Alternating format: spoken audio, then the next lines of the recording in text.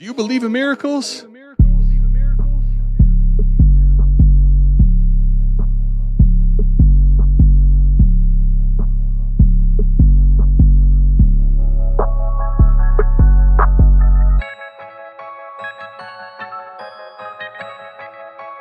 We got Fizzle in the house. Fizzle, what's good, man? Fizzle, glad to have you here. Let's go. This the South Harmon Podcast. Glad you here today. Hit that Patreon link if you here to stay. Dynasty best ball, that's my favorite way. 40 chess trade show, let's make a trade today or check a AMA. You know Adam at the ATM. Mike always in the building, he gon' stay with him. They gon' start every show off with their own trade. Fantasy's a big ocean, they made their own wave. Make sure you tapping in Tuesdays and Saturdays. Tuesday night, Saturday morning, ain't no better way. Hit that notification bell when the news break. Go subscribe right now, don't get the news late. Destination Devi, that's the team. Dynasty Football, man, that's my favorite thing. I remember Biggie said it was all a dream. Now people watching on their phones and computer screens. Welcome to the team. Welcome back in, everybody, to another edition of the Dynasty Trade Show. Thank you so much for joining us. So glad you are here. And be sure to go check out the website, southharmonff.com. And if you like your deals featured, patreon.com/South Harmon. $1 a month gets you in the door to the Shithead Trades channel. You can post away and we can roast away. I love it. Adam, how you doing, buddy? First off, we'll get to you, and then we got a special guest if people haven't noticed. We got a man making an Adam sandwich right now, and I love it. Let's touch Eiffel Tower. Let's go. I love it too, man. I'm doing well. As Mike said, go down and do that. But we got Shane in the building. Shane Manila. Shane is the worst. I was actually going to ask Shane, how did that come about? Shane is the worst is the name that kind of went through. So my parents didn't love me, so that's just what they said. No, I was I originally was Shane at DFF or something like that for whatever site I was writing for. And just when I was in that thread with a bunch of people, one dude, when anyone new would join, he would always introduce me, be like, Shane is the worst. Like, he gives out cough drops on Halloween. And it's just stuff like that, like all the time, like literally every new person that joined. But it was just like dumb dad jokes like that. So then when I left that site, I was like, man, I need a new name. And I was just like, you know what? Like, Shane is the worst is available. I like it. It kind of fits. I'm kind of I don't know. It kind of suits me. I'll say that. I love it. It's kind of like Doug Martin. I don't know if you guys remember this, right? The muscle hamster. You found out all these years later that he didn't really like the nickname, and he tried to fight it. And at that point, it's kind of like, the Chinese finger trap. It's like you want to pull away from it. They're only going to come stronger. You make it your name. You embrace it. Now that's like ultimate checkmate. That's 4D chess right there. I love hearing that story, man. Let's go ahead. Shane, appreciate you hopping on. We're excited to get into this. We only have a couple best ball deals actually, so this is going to be interesting. Mostly your lane lineup. But if you do want your deals featured on the show, patreon.com/South Harmon. Until the season starts, $1 a month gets you in the door. You can join the Shithead Trades channel, throw your trades in there, have a chance to have Mike and myself or Shane maybe in a future episode come review your trades. Mike, we're actually going to start off with one of yours as well. He was very mad at me last one, Shane. That's actually, you haven't seen it because it just dropped tonight. He was mad that I didn't put this deal on there last time. So even though I probably need to put one of mine up there, I made sure, Iowa Michael got his thing. We're going to put his deal up. So we're going to start off with Shane. Shane, what do you think about this deal? So this is a 12-team Superflex. It's a half-point tight end premium.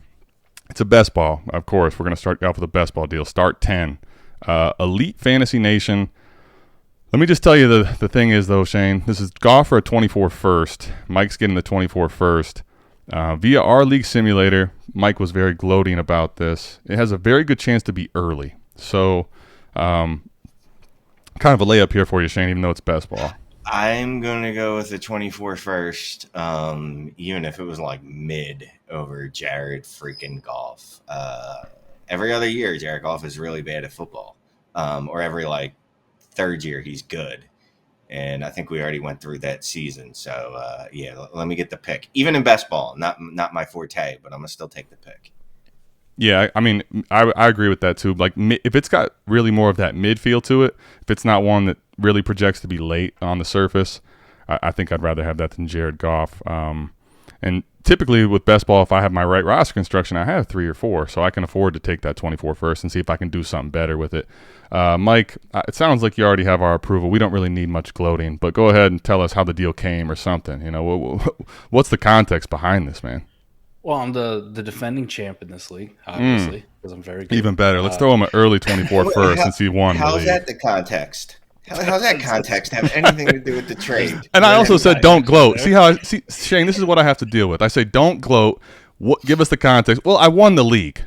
I hope Jared Goff throws for 5,500 yards and 46 touchdowns. Listen, it's a best ball league. This is Jared Goff. I got 4 quarterbacks in this league, right? Patrick Mahomes, I don't think he can do much better than that. Justin Herbert. Jared Goff was my 3rd quarterback. Ryan Tannehill's my 4th quarterback. Defending champ. I still running it back 1 more year to compete because my 24 first is gone. Like I pushed that in last year to go win the league. I'm playing for free now. I looked at it when this deal came in, and I had no idea where this pick was going to be. None. I had no idea if this guy's team was good, this guy's team was bad. I just know this guy really wanted Jared Goff, and I told him the price is a first. Like I will let him go. He's my QB3. I'll figure out how to replace Jared Goff with that first at some later point.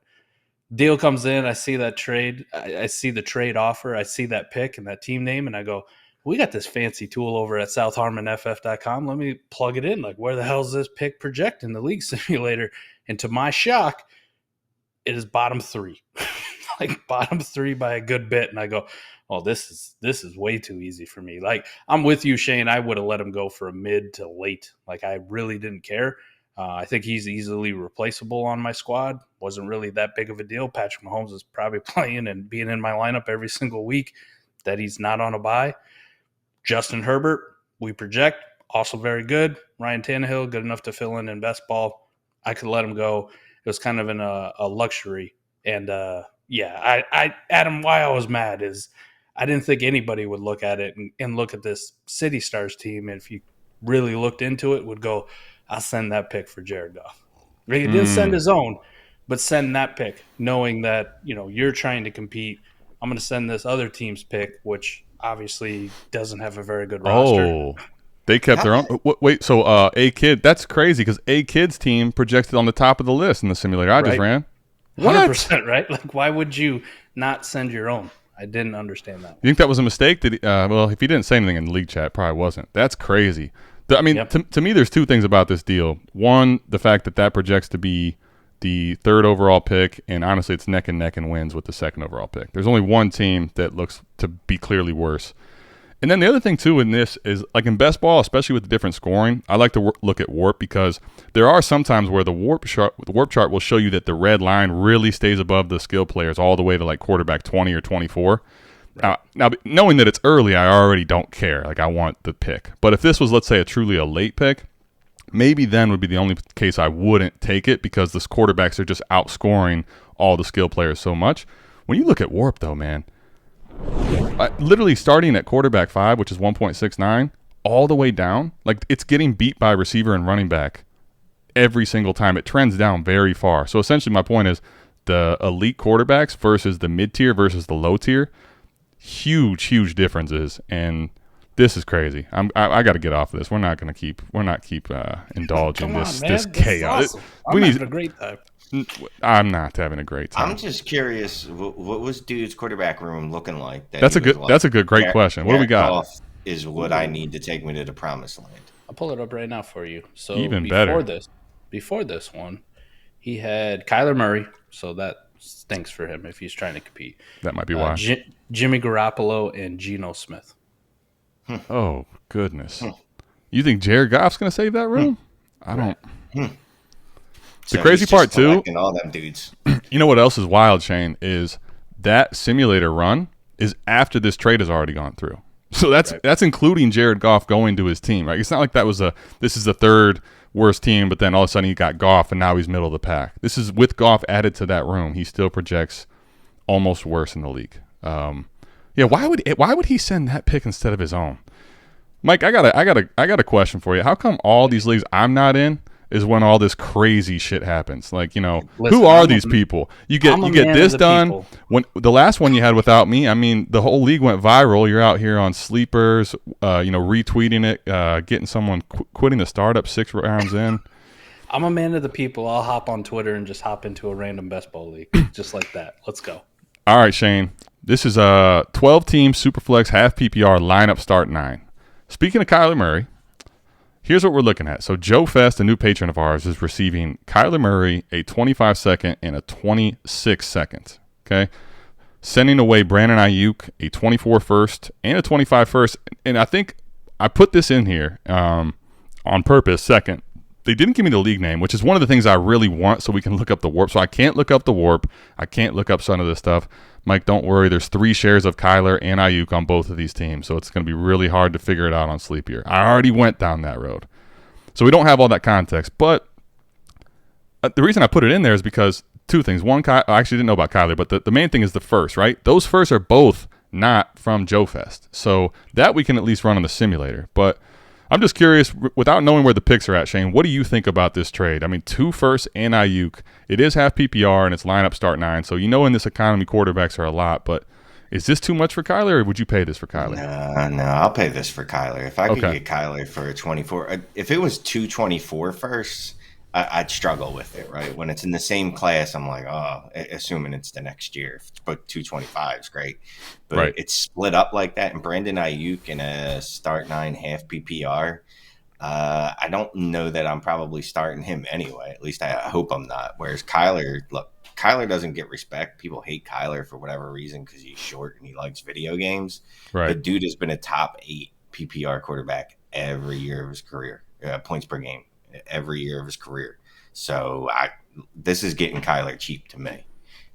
Yeah, I'm with you. I think that the other interesting part about this, I wish I had more of the context of the warp and where these first project, but the fact that neither one of them are your pick, like it kind of makes me feel like you have other picks as well, right? Like that you sent those in the both future years out. I'm thinking maybe you still have future first to play with is my thought process on it. Like I like Aiyuk, but I think this is one of those formats where realistically he becomes pretty devalued. It's half PPR, it's lineup start 9. A lot of times you'll see in a lineup start 9, it's only 2 receivers you have to start. So I like him, but at the cost of getting Kyler Murray, I'm with it. I'll pay this for Kyler. My only question would basically be, given how scared people are on him, is there any chance you could have gotten this done any cheaper? Maybe you couldn't have, but that'd be my only question. I'll just say that you probably can't because I'm someone that's been talking about you need to go buy Kyler. And then I try to go do it at the cheapest available rates. And people aren't budging. They're like, well, no, for that, I'll just hold on to them. If you're just going to give me a single first and some rando wide receiver, let's just make up a name like Jared Goff. I'm going to just hold. And I'm like, all right. Yeah. Mike, what do you think, man? This one's tough for me because I'm with you, Shane. I'm a big go buy Kyler Murray. The disrespect is ridiculous. He's been nothing but good. I don't care that he's short, and people really have this in their mind, and I don't know why. But just do me a favor, go look at Kyler's contract, and you tell me how easy it is for Arizona, no matter how bad they are this year, to get out from Kyler Murray. It's not a foregone conclusion that, hey, if we get the Caleb Williams pick, Kyler's out the door. Contractually, it's going to be very, very difficult to a level we've never seen in the NFL. We've seen the Eagles eat $33 million in dead cap. I'm talking the dead cap on Kyler is ridiculous because they just paid him. I want to buy him everywhere, but this is really expensive. It's really expensive to go buy Kyler for this. That's what makes it so hard. But I think I'm with you, Shane. It's because there's people like us out there pounding the drum, go buy Kyler Murray, stop disrespecting him. And then we go out there and we try to buy him for what Keep Trade Cut says he's worth or what ADP says he's worth. And it's you can't do it. You can't do it. You can't even come close to doing it. And you end up paying top 12 quarterback prices, which this is. So I don't know. If I'm setting away other people's picks, kind of means that I'm loaded with draft capital. I'm just picking and choosing which ones I think are the worst. As far as later, that's what I'm going to send. Brandon Aiyuk is nice, and yeah, I can see a scenario where you're starting him in start 9, but you definitely don't feel good about it. You don't feel really rosy about having a super strong team. So if I'm kind of punting for 2024, I'm good with this. I'm good with it, but it does kind of hurt. It does. It's like it feels like you could have gotten them for less, but may not be the case. Each league is different, and there's a lot of people out there who still believe in Kyler, even though everyone who goes to keep trade cut apparently doesn't. Yeah, I think, too, the other thing to remember for me anyway is like, so I don't play in a ton of lineup leagues, but I do play in 2 that are 12-team, Superflex, half PPR, lineup start 9. The economy of these leagues, like just getting a quarterback, even though it's Kyler, who's we probably feel like you can buy cheaper, having a quarterback like Kyler on your team where you only send away picks and now you have one of the quarterbacks, like the economy in this league is so driven by quarterbacks that if I can have an extra one of Kyler Murray, that typically gives me the flexibility to do a lot of egregious things because quarterbacks are going to be a necessity. So even if it's not early, let's say it's midway through the year, Kyler's playing now fine. Like that, you're going to have so many different scenarios of trading away quarterbacks when you pick them up like this, in my opinion. I like it. All right, I guess we're all in agreement on this one. I was wanting to see. Sorry. I'm sorry. I don't agree with you anymore. I got sidetracked because Denzel Mims is getting traded to the Detroit Lions. So Big trade. Wow. I got sidetracked. Denzel Mims. Super breaking Denzel news. Mims trades. See if you can get a third for him. Denzel Mims, man, this is his time.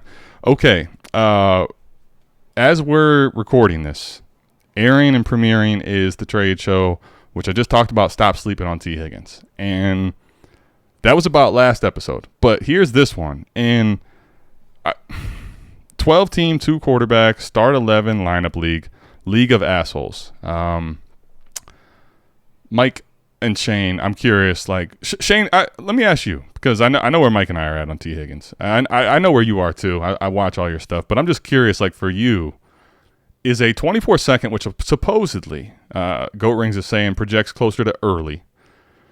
Is tearing down from Higgins to Watson and netting a second in a start 11 league like this? Is that worth it, or is this just way too cheap to sell T. Higgins? Well, let me ask you this. Is that second really a first, but it's just named incorrectly on the sheet? Incorrect. It is a second. It's definitely a second. Second. Yep. No, this I won't even think about this. Like this, okay. This won't even get a counter because no, I'm not going to tear down from T. Higgins for a second to Christian Watson. Like even if the second is fungible, you can use it to trade in season. Blah blah blah blah blah. You know what I'd end up doing? Hey, how can I tear up from Christian Watson to T. Higgins? And someone would tell me you probably need a first. So no, I'm not doing this. Not in any circumstance. No, I'm actually with you. I think in order to get me to think about it, that has to be a first of some sort. And then I kind of got to think about my league, the dynamics. How likely is it for me to be able to use this first and now get something better than T. Higgins somehow back in a different trade and I can still net Watson? I think there, even with the first, depending on if it was late or not, like you could argue you're getting too cute. But I think with the first, I would have no problem if you did this with the first. And I think, let me give you a context as to why I say that. All right. So the fact that, all right, well, this is an early second. If it's a late first, we're talking about 3 different picks. The problem is you cannot realize anything more than the 201 with this pick. It is locked in at its fundamental worst at the 13th pick. If this is a first, even if you say it's late, there's a scenario where 7 weeks into the season, that team that pick is from has got obliterated by either injuries or players underperforming. And now, what if this is like 106 all of a sudden or 105, right? In the 24 class, you have a totally different scenario of what you can trade that for versus what is locked in at 201. Second round pick to me with Watson, I've already been kind of what is viewed as by some of the hater on Watson. I'm just more uncertain what he's going to look like and what that whole offense is going to look like in anything. So I'm not doing this. I'd have to see at least a first to take this trade on, honestly, man. Yeah, and I feel like people, and I was one of those people, and someone set me straight on one of the Dynasty Trades in 5 streams when I was trashing T. Higgins for last year. I'm like, whatever, he was wide receiver 26, and they're like, yeah, you do realize he was active for at least 2 full games where he didn't play a snap, and I was like, true, and he was also in the game where DeMar Hamlin almost died. Right. So there's 3 games right there where he got no points, but you know what I mean? Nothing, run during those games. You take those out, and I'm usually not the guy like, well, if you just take this out, But in this case, I think you really should. It's a whole different drive. It's a whole different vibe. He's like an 18-point game scorer a game. And Right. Watson, I think his ceiling is 13 points a game. So I'm not giving up 5 points a game for a second-round pick. Not a chance. Well said. Mike and I have kind of been a big proponent of doing that too. Glad you said that. Mike, what do you got? Anything further? So while you guys are you're talking about it, I'm running the league simulator just because I wanted to know, is it actually an early second? It is an early second. Okay.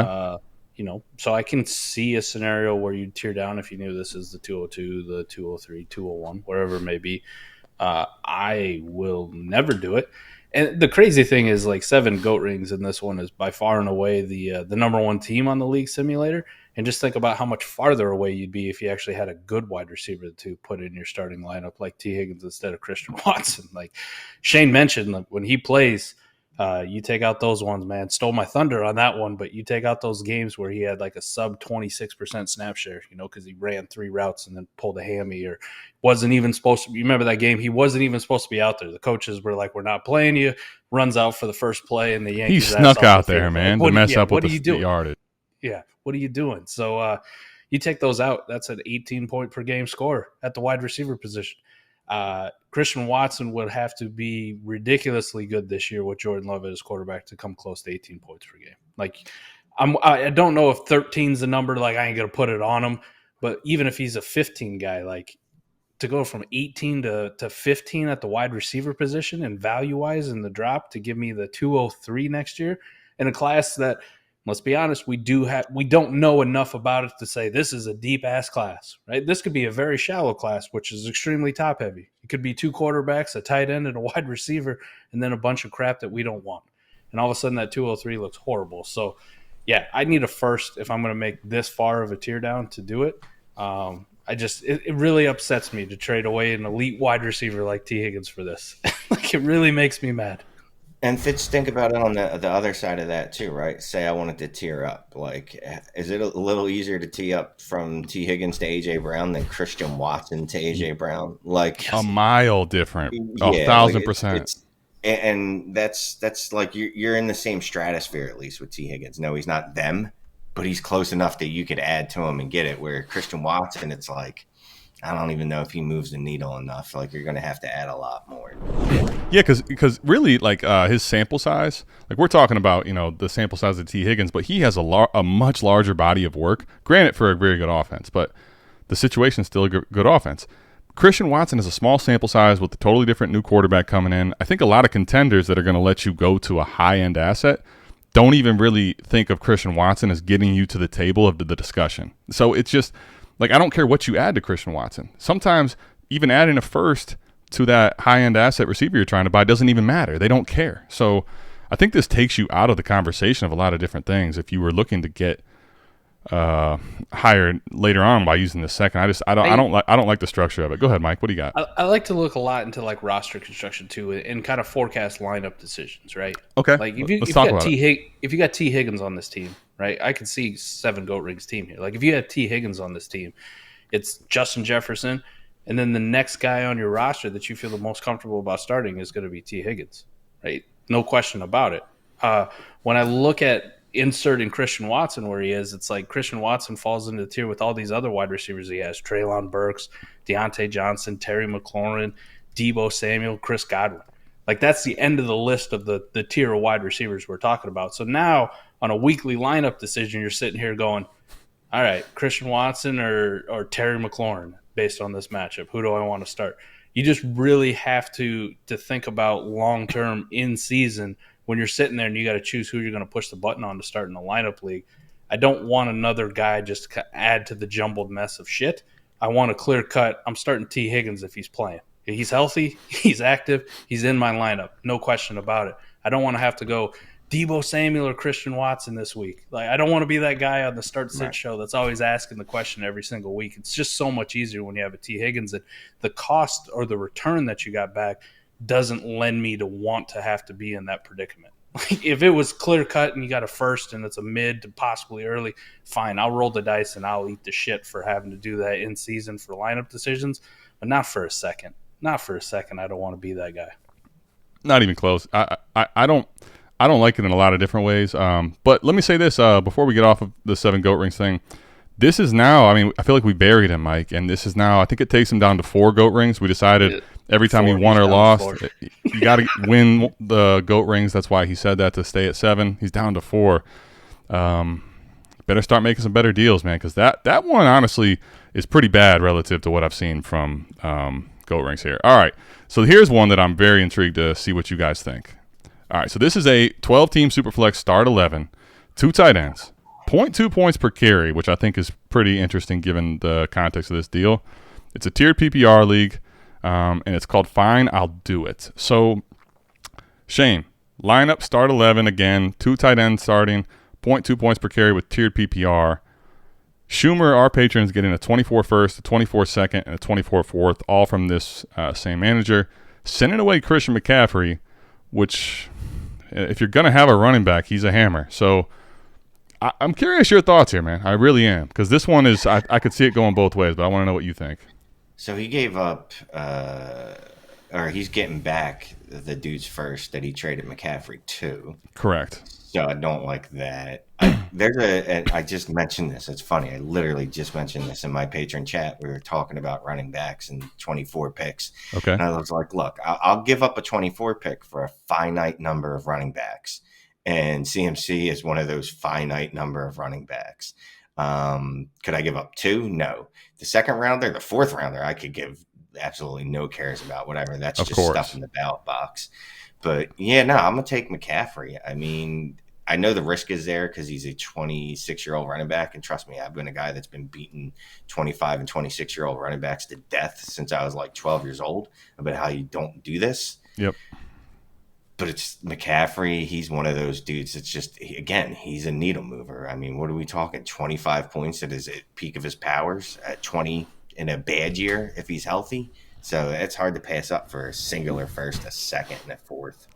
Yeah, the idea, too, of him being healthy for a full season in that San Francisco offense is very tantalizing. Obviously carries some risk, but, Mike, I was wondering what Shane was going to say. I don't think I really wonder what you're going to say, but let's hear it. Context matters on this one so much. You told me in a vacuum right now. I want the Christian McCaffrey side in a vacuum, but the context is that I can find out is Schumer's tanking in this league. He's tanking hard.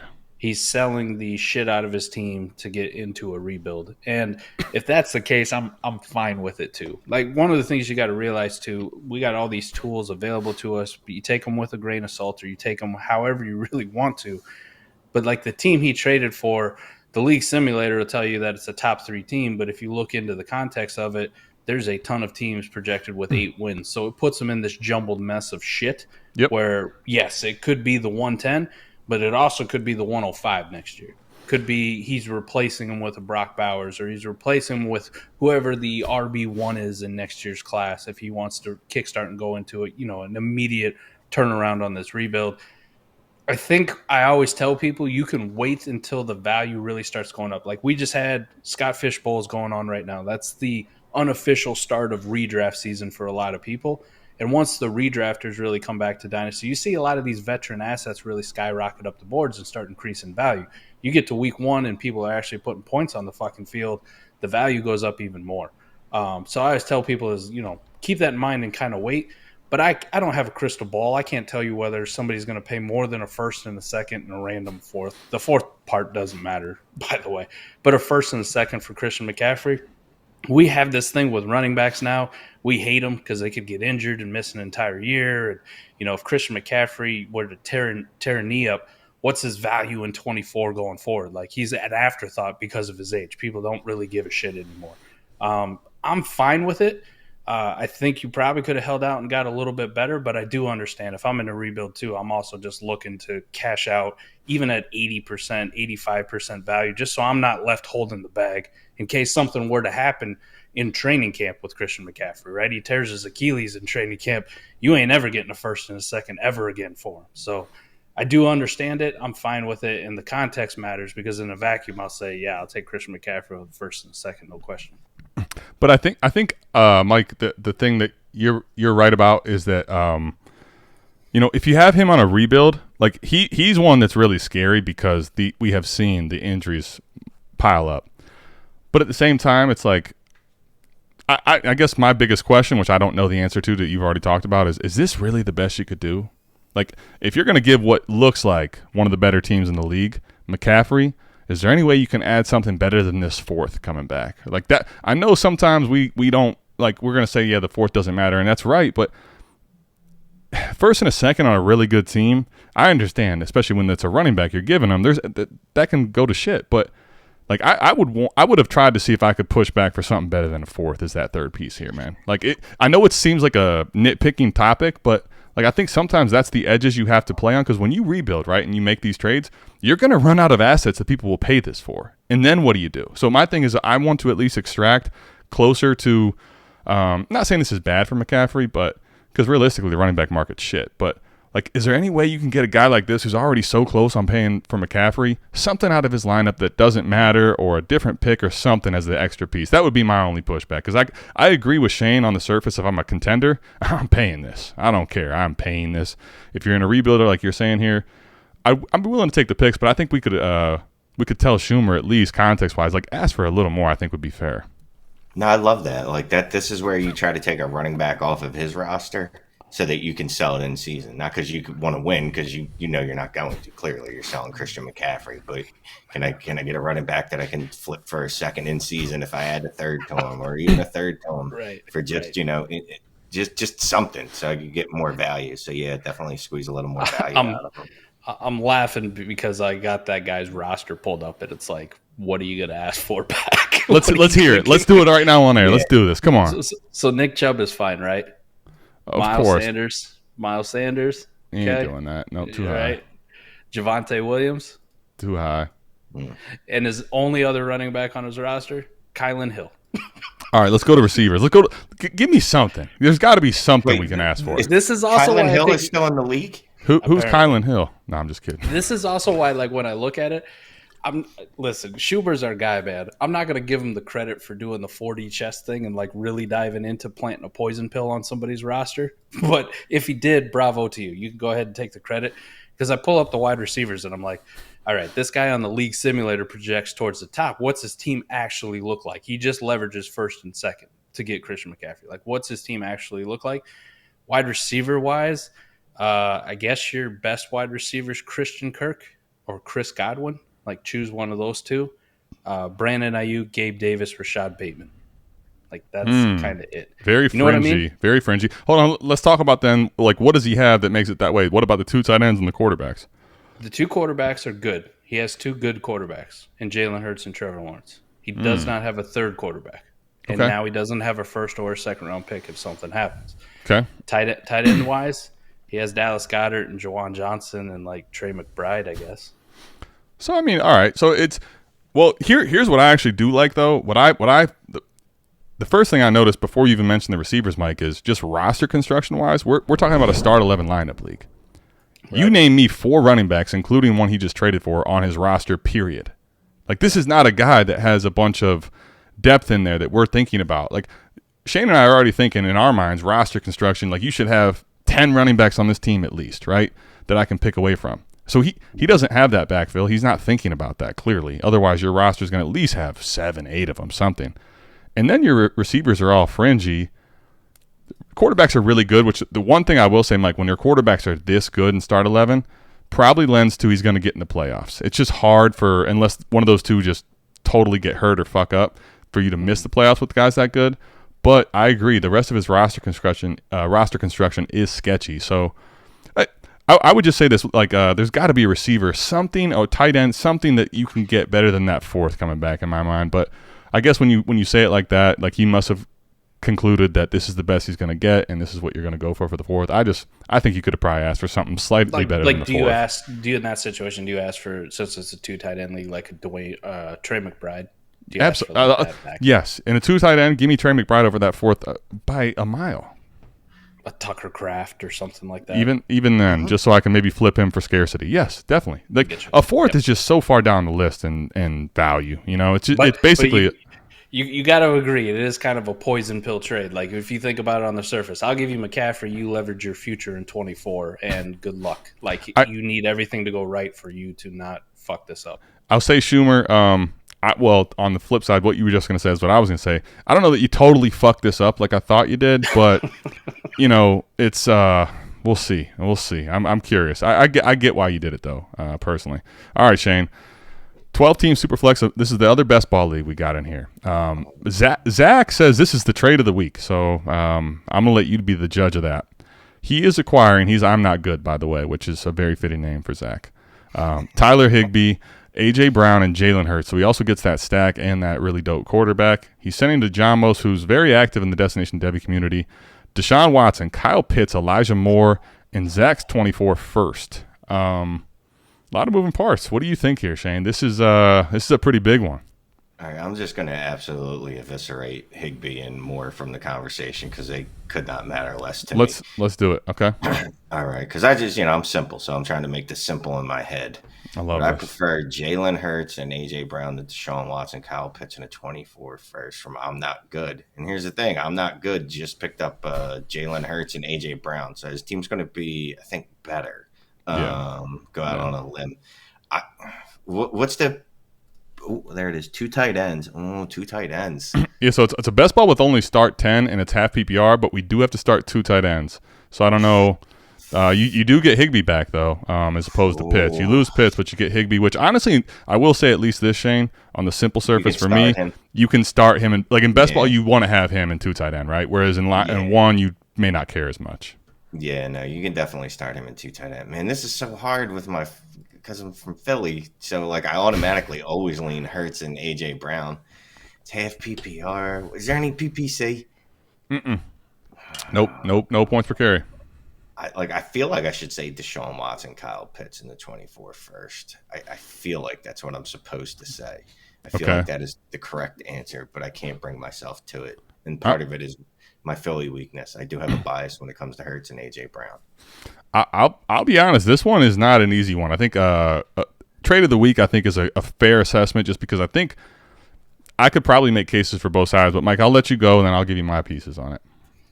This is tough because of not only because of your Kyle Pitts thing in the background that you always have every podcast we do and how big we are on him, but this is where Warp has just kicked me in the balls with all my tight end love. If you're not Travis Kelce, I don't care if it's 2 tight end or 0.75 or 2 tight end with 0.75.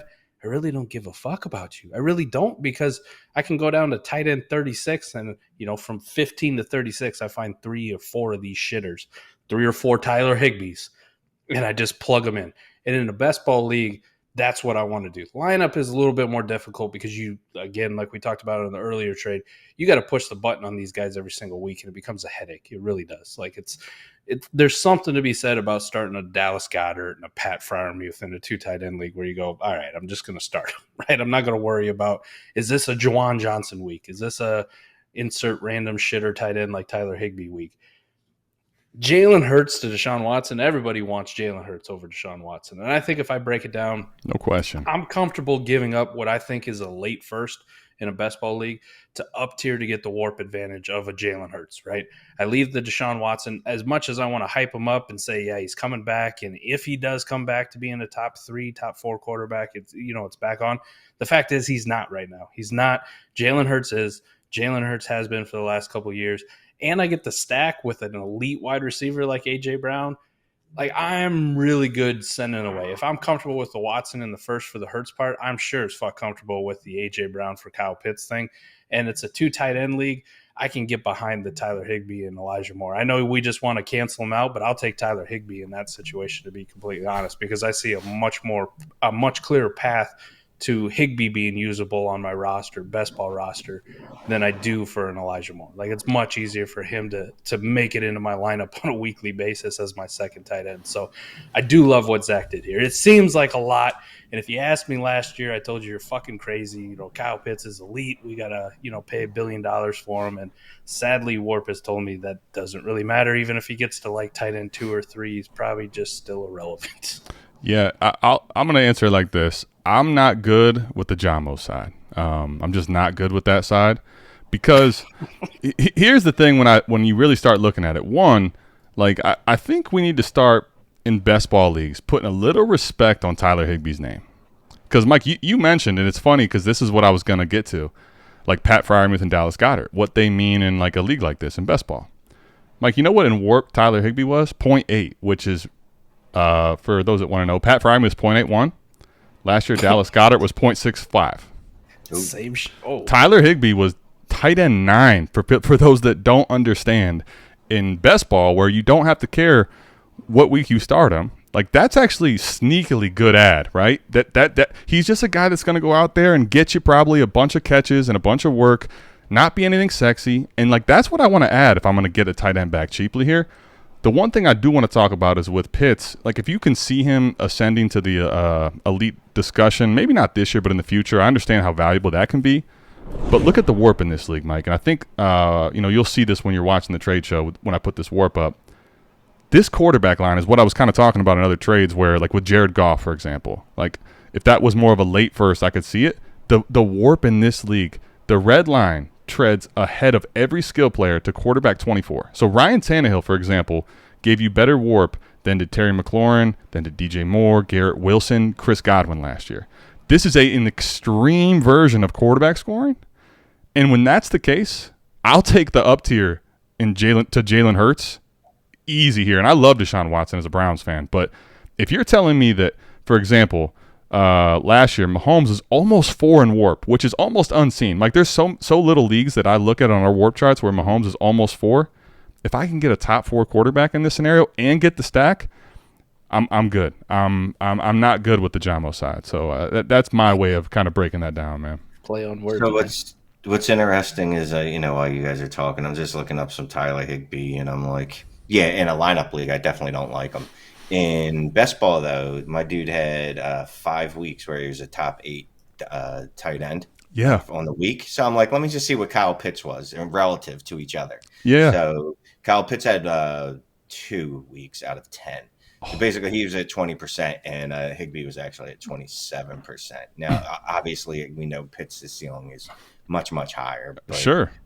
Yeah. I mean, definitely in a lineup league, that's the way I look at things. Tyler Higbee's a throwaway piece. Definitely not in this stuff. So yeah, and that's one of the subtle differences, especially when it's 2 tight end in best ball, right? Like, if this was 1 tight end in best ball, I think I still want Higbee, but he's more like like I could get rid of him, no problem. 2 tight end, I think it's a sneaky little ad in a deal like this where Yamos is probably thinking, like, I'm just getting rid of Hurts and AJ Brown and Tyler Higbee's whatever. Which, by the way, speaking of the simulator, Yamos is totally rebuilding. He wants that first. He's just trying to accumulate young and depth. So that's how this deal gets done. But I think Higbee was a great ad to solidify that deal as a win for me. So I probably could have done it without it, but I think that's a great piece to add. All right, so let's get back to the lineup settings here.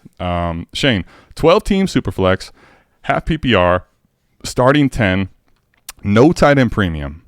I have no idea what the acronyms are for this league, but it's BBS plus WBC equals beer. Shane or Mike, if you understand that, let me be a part of understanding it, because I don't. Anyway, World Baseball Championship. Okay. What's BBS? Brazilian butt snacks. I was guessing it was. I figured it was had to be something to do with big booty something. Like big booty snacks. There we go. And World Baseball Champion equals beer. Boom. There it is. I like that. We just kind of dissected that for you real quick. All right. So enter Scan Man. Dalvin Cook and Hayden Hurst are being acquired in this for Tajay Spears in a 4th.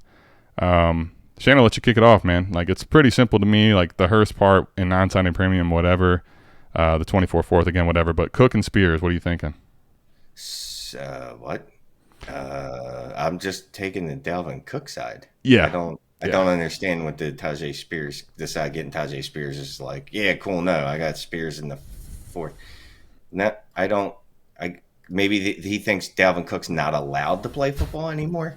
Yeah, maybe he's, because of the running back market so bad, Dalvin Cook's just going to sit out this year, and like for the running back position, I'm just going to sit out. We're not going to play football, That must be it, because this is a low key awful horrible trade. I agree. I agree, and I kind of like Tajay Spears, but not even close to this, man. Not even close to this. Mike, this is Can you, Mike? Will you try to defend this for us? Will you try to defend the other side? What do you want? I mean, maybe if like Derrick Henry retires tomorrow, I guess. I don't. Even then, like, still no. I don't. I got nothing, man. The Hurst, the fourth, no one gives a shit. Cancel him out. Dalvin Cook for Tajay Spears. I have no idea why you do this. Maybe Big Mitch 52 is Tajay Spears. Maybe. It's a 6 years age difference, right? So you do get the age discount. There you go. So at a position we don't give a shit about age. It's like an AARP thing. Yeah, I got nothing unless he's planning on just going and taking Derrick Henry out, which I don't suggest because that dude's a monster. So I want to try that, but nah. There's been a lot of people that try to do that over the years. It tends to hurt the other person more than it does Derrick Henry. All these years. You remember when Josh Norman tried? Yeah, we remember that. Beautiful. But beautiful. You know what's even crazier though about this, Shane and Mike, everyone listening. So because it's half PPR and I ran the warp on this, and with no tight end premium, right? So what's that going to do? The tight ends are irrelevant unless you got Kelce, right? Everyone's well under one without that. And then the wide receivers come down because it's half PPR. So like Dalvin Cook in this league, just to give you an idea, last year, obviously he's not going to be the same in warp, but to give you an idea of what he could be wherever he lands, last year he was worth 1.5 in warp. Like that's one of the top 30 players in this whole league in warp. To give understanding of what he could be versus Tajay Spears is like, what is Tajay Spears realistically? Like, it's going to take a Derrick Henry injury, and then even then, is he going to just get the Derrick Henry workload and become a top 15 back? We don't even know that realistically. So it's just this makes no sense given the league context, honestly, man. I don't know what was Hassan Haskins in warp last year. That's what you could just plug. What was my boy from App State? I can't think of his name. Darrington Evans. Darrington Evans, yeah, that never played and now is out of football. And I don't know, man. I think Tajay Spears can be better than those guys, but you could take Tajay, you could take Darrington Evans, you could take Hassan Haskins, and just morph them into one. And I'll still take. Tajay. I like Tajay as like a dart throw this year. Like I'm getting him in the end of the second, the third round. I'm like, that's not bad. But if someone were like, here's Dalvin Cook, I'm going to go, well, yeah, give me Dalvin Cook. Oh well. Whatever. Yes, please. Yeah, Dalvin Cook can sit out, training camp, find his team when he's ready, and I'll take that side for sure. All right. By the way, these are all the new patrons putting their deals in here, so I think that was just a flex. That's the one league he's in, so that will help tremendously in that league. All right, so 7563 is getting Stephon Diggs and a 25 first. I don't understand this. This is the second week in a row where I've looked at a deal where Stephon Diggs is being treated as if it's like this Buffalo hype must just be taking storm in these leagues. Because Stephon Diggs and a 25 first, and I like Smitty. But Smitty in the 206 this year, which hasn't been their league hasn't drafted yet. But it's a 12-team Superflex, half PPR, start 8 offense, 5 IDP, triangle Dynasty League, Phil Jackson style. We got the triangle going on. Shane, we got us three as a triangle. What do you think? Let's bounce it off each other. Yeah, just the Smith side is just stupid. I mean, I want to give it like this deep analysis, but bro, you're giving up the better receiver and the better pick. Like, what are you doing? And even it's 2 years down the road. It's sleeper, so it might as well be next year because that's how everybody plays with sleeper picks anyway. That's true. Like they sleeper up until 26. They're still this year.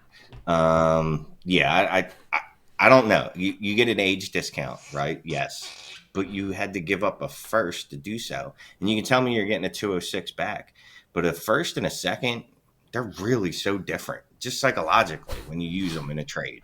When I add a second to something, people are like, meh, you add a first to it, people stand and pay attention. So this dude was able to get Steph Diggs, the better receiver, and then he's got another pick to play with that if he wants to, he could go tear up somewhere else. So not even close. Give me the Diggs side.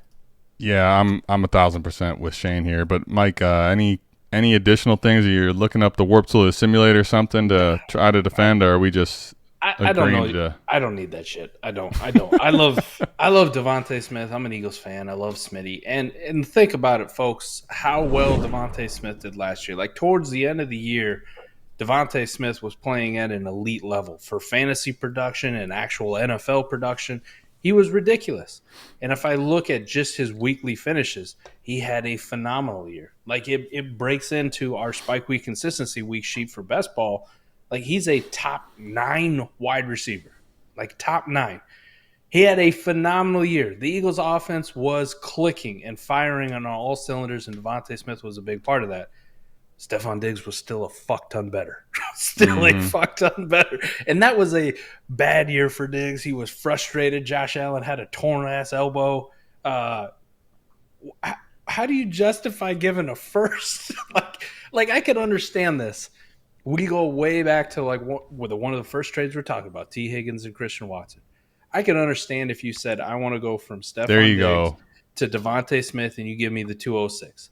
Like, that's a tear down that makes sense because I'm resetting age. Smitty is pretty close to Diggs. He's not Diggs, but he's close enough, and he's younger. You give me the 206, fine. I'd rather have Diggs if I'm competing, but I understand it if you're kind of in that middle ground and you're just looking at long-term. I get it. There's no way in fuck I'm giving you a first. So there's no way I'm setting my 25 first for this. No way. I think the last point and the cherry on top is, and this is what we Shane, myself, and Mike are already thinking about doing is like, now what can you do with that 25 first before you have to make the pick, which is so far down the road. What can I do with that, right? And I think the 4D chess. You could go buy Christian Watson. Well, but here's the 4D chess move though, Mike. When you look at Warp, and I know you're only in one league, 7563, but I'll tell you where Warp will tremendously help you is this. Okay, so now you net that 25 first, right? You got the better asset. So just realistically, like, could these guys finish similar in Warp? Absolutely. But if I was going to bet on one being better, it's absolutely Stephon Diggs. Not close, right? If I had to bet on who's going to finish better. You already win that, but now you got the 25 first to play with, which whatever other picks you have. When you look at Warp, Mike, I mean, seriously, when you look at this, it's exactly like the last one we talked about, where this red line is so enormously far ahead. Just think about that. You add that first plus some other stuff, and now you go buy a quarterback that matters, right? Like, that's the type of thing you do when you use Warp for, is like, okay, I won this deal, but how do I realize this to the max capacity? If you added a quarterback, like, let's even say you added an additional first coming out your way, but that's a quarterback now, like, how much more egregious does that look? Like, that's how you win this type of deal even further. So, I mean, it's criminal activity, frankly. This is not even relatively close. I mean, 206 is buying you what, guys? The IDP line, for everyone that wants to know, is the IDP line is literally once you get to like the third or fourth position at all of them, it's negative Warp. It doesn't matter. So, like, what is this 206 buying you? It's just stupid. This is stupid shit, man. Shane, do you have anything else before we get off this one? No, that's I like it. It's stupid shit. But hopefully it wasn't your patron. Your patron didn't. Our patron came in and flexed, man. This is an easy win for 7-5-6-3. So good for them, man. Keep making trades like that. There's my big bold statement. Keep making trades like that in fantasy football. All right. So speaking of the Slim Reaper, DeVonta Smith, let's go the other way with it now. 12-team Superflex half PPR lineup start 9. I mean, I feel like this is all half PPRs we've reviewed today for whatever that is worth. Sunday Funday is the league name. So Action SJ12, I think he just joined today. Action Jackson in the Discord. He put a whole bunch of trades in here. Not quite Lightning Panda, but I think he put like 8 or 10 in here. I just pulled one, the one that stuck out to me the most. So this is like the inverse of that last trade, right? Where we're sending away the 107 pick in this 12-team Superflex. But we're getting back DeVonta Smith in that 210, which, speaking of Tajay Spears, is like maybe you can add a dart throw like that, or, one of these tight ends later. So curious what you guys think. I'll start with Shane. 12-team Superflex, half PPR. Where are you going here? I'm taking DeVonta Smith because I've been in drafts this year. I've been in a bunch of those, and I had 107s, and I don't particularly like anybody that I got at 107 over DeVonta Smith. Jordan Addison was there, right? So you're looking at Jordan Addison, Zay Flowers, Zay Flowers, right? If you're feeling really silly, you're like, sure, I'll take Dalton Kincaid because he's the tight end one of the class. Why not? But any of those dudes, I don't want any of those dudes. Devin Achane, it doesn't matter. You just keep naming dudes that you can get there. I don't want them over Smith straight up. And then I get a 210, which, it's another dart throw. So I get the better.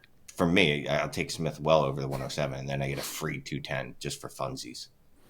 Yeah. Speaking of Sunday Funday, this is a fun trade. Mike, any differences? I mean, I tried to pull the closest ones I saw, but I feel like it's Shane. I'm sorry, this is the trade show we had, John, but it feels like this is flex season for all of our patrons. I mean, we're talking about a lot of lopsided ones, But you know what? Look, you every once in a while it feels good to just like I know how it is in my Patreon group me. I created a channel just for bragging trades. There you I'm go. like, I don't want to see these in the regular, like don't show me how you got Jalen Hurts for 24 seconds. Like, no, you need to go put that in the bragging channel, Yeah. go over there and talk about it. So nothing wrong with that. Yeah, Mike. I mean, I know as a big time Eagles fan and DeVonta Smith truther, the one person on our banner we got right last year. All the other ones we missed on. I know you're going to be defending the Smith side pretty hard here. Listen, don't shoot the messenger, but there's a scenario. There's a scenario where the 107 would make sense. It would make sense. Now, it's a very rare scenario. It's if one of the quarterbacks fell, which won't fucking happen, and one of the quarterbacks, meaning Bryce Young, CJ Stroud. Not Will Levis, just to clarify, because I know your affinity for Will Levis. Okay, just all to right. fucking clarify, I'm not that crazy. Or if you projected that Jahmyr Gibbs in half PPR would be a top 5 running back, the warp is going to lend yourself to the running back position. And if Jahmyr Gibbs fell to 107, I could possibly understand it. But the way it is right now, the way drafts actually go in the real world, what actually happens in rookie drafts, that shit don't fucking happen. It doesn't happen. And you're right. It's QJ. It's Jordan Addison. It's somebody who fucking loves Dalton Kincaid for whatever God reason, and they want to take him that high. All those guys would kill to have the career that DeVonta Smith has already had, and we would call them massive successes if they did. The thing is, DeVonta Smith's already fucking done it, so I will take DeVonta Smith here. But I tried my best. Adam. There's a scenario where it's possible. It's not very likely. It's kind of like me winning the $1 billion lottery tonight. Like, I got a ticket, but it probably ain't happening. This is the real world, lady. You can't go around just shooting people. No, Yes. This is not. The real world is not you're getting Gibbs or any of those quarterbacks. Because I'll tell you right now, when I look at Warp, the last 3 have all been similar, but this might be the most ahead of everything else that I've seen. Like, it's the amount of white gray space, whatever you want to call it here, all the way until quarterback 18 is insane. I'm telling you, there's a very good chance that you pawned off Will Levis here. Like, someone's chasing quarterback here at the 107. Because just think about it for a second, right? Look at DeVonta Smith, where he's at, where he's ascended to. Like, it took him 2 years and why to get to the dynasty value that we solidify is because the profile wasn't great. He was a senior. He was too small, all this stuff, right? It took him forever to develop. But then even after a very, very good rookie season, which one of the few things Mike and I got right, Jalen Hurts isn't a good passer, right? And A.J. Brown's come over. There's not a volume for him there. It took him 2 years to get to where he's at now. Now think about the profiles you're going to really be betting on at 107 if you took a receiver. I'm talking about Quentin Johnson, sketchy, let me call it that. Let me backtrack. Sketchy profile. It's not shitty, but it's sketchy. Same thing with Jordan Addison. It's like you might like him, but his profile isn't glaringly amazing. So these guys that have the same similar uphill battle that they're going to have to push away all those narratives that are against them in order to get to solidified top 12 value. So my question again is, if we're going to nitpick, why in the fuck is 210 on the Smith side? Like, realistically, is it not at least the 210 should be on the other side at minimum? At minimum. I mean, that doesn't even get it done for me, but at least that? Like, why is the 210 on the Smith side? That's what I'm trying to figure out. That's someone not knowing the room. There you go. Not knowing values, to be quite honest with you. When they're going, oh, I'd much rather have that 107. How do I get that? And I'll even add on the DeVonta. And they're thinking, I'm not even adding something that valuable. I'm just adding the 210. Like, never mind the fact that you gave up the more valuable piece in the first place, and then you added on it. That's just someone that doesn't know how to value stuff. They don't even know how to use a trade calculator. No disrespect to any trade calculators. Because if you just plug this into any generic trade calculator, like even one of those free ones on Twitter, it's still going to tell you DeVonta Smith. Like, you don't even have to pay for that. You know what I mean? If you want to pay for them, cool, but you could go find a free generic one and it'll tell you this is wrong. Yeah, the free ones will tell you just don't do this. Yeah. This must be Sunday fun. This is just like I hope this is an older trade that was like done with complete rookie hype season. Again, the draft hasn't happened, so maybe that's kind of still going on in this league. That's the last one we got, boys. So Shane, appreciate you hopping on. Sorry for all the I was trying, I guess Mike led by example. I said, don't gloat. And what did Mike do? I won the league, right? So I guess that Mike leading by example. Everyone decided to gloat today, so those are the trades we had. But Shane, appreciate you hopping on, man. It's always a blast kicking it with the Dynasty Trades and 5 guy. First time we've had you on, so really appreciate it. It was fun, man. No, I appreciate you guys having me on. And look, I don't care if they're good trades, bad trades. It's like sex. As long as I'm having it, talking about it, I'm fine. I don't care. Yeah, as long as there's someone willing on the other side, I'm pretty happy. You know, I could not be in more agreement with you there. Mike, what do you think, man? Your gloating kind of started this whole barrage of gloating trades. What do you think? I love the fact that we got another asshole on this show. Right? I always felt like the only asshole, but assholes recognize assholes, right? Game recognizes game, and it's awesome. That's why I had to put that. That's why I had to put that trade from the Liga assholes on here, man. You know, I don't even if you guys aren't both in that league, then I don't know if we can call it the League of Assholes, right? I love it. And we're sitting out here, we're breaking live news, even though this is a recorded show. It doesn't come out till days later. Right. Mike's talking about the Denzel Mims trade. It's going to be like 4 days late and no one cares by the time you see it. I was distracted because he's going to the Lions, and I'm thinking of last year. I'm waiting for that fucking analyst to put out their tweet about this somehow hurts Amon-Ra St. Brown, just like all the shit they did last year. DJ Chark. How'd that work out for you? Idiots. But I had a great time. Shane, you're awesome. Thank you so much for coming on. Adam, thanks for keeping this shit on the rails, even though we tried our best to knock it off. Listen, today was one of those where you just try to, do the hosting thing, right? You just try to keep it on the rails, ask a couple questions, and then let it go. So, I appreciate you hopping on, Shane. It was a blast. Hope to have you on maybe many other future shows and, do some more collabs with you. If you do want your deals featured on the show, you want to basically come gloat like all these other people did. You want to tell us that you're getting the 210 on top of the better receiver. You can do that for just $1 a month. Patreon.com/South Harmon. $1 a month gets you in the door. Speaking of Dynasty Trades in 5, if you don't know where to find this guy, I find that hard to believe. But if you don't know, Dynasty Trades in 5, Shane, anything else that you wanted to plug on your side before we get out of here, buddy? Just check out Dynasty Trades in 5 on Tuesdays, our live stream and the YouTube and other stuff. Just follow me on Twitter. I don't talk a lot on Twitter. I gotta be honest with you. I just tweet out links to stuff. Fantasy football related. Don't worry, it's not like X-rated like porn or anything like that. I was gonna say because you were just talking about sex and the other willing partner and all that. People were probably worried, but no, that's why Shane is the worst. That's where you find you at, right? Yep. Shane is the worst is where you find him at on Twitter. Dynasty Trades in 5. You probably already know if you're watching this. But yeah, Dynasty Mind Warp is coming out soon with Scott from Dynasty Trades in 5. Make sure you're checking out the Warp Tool, southharmonff.com. And if you don't want to do any of that, if you could, just go down, hit the like, subscribe, help other people that want to see this or gloat on our show, help them find it. But other than that, that's all we got. Shane, appreciate you hopping on. Mike, glad to have you back from Florida as always. We'll see you back here, same time, same place, next week for the Dynasty Trade Show. We're out of this thing. Peace.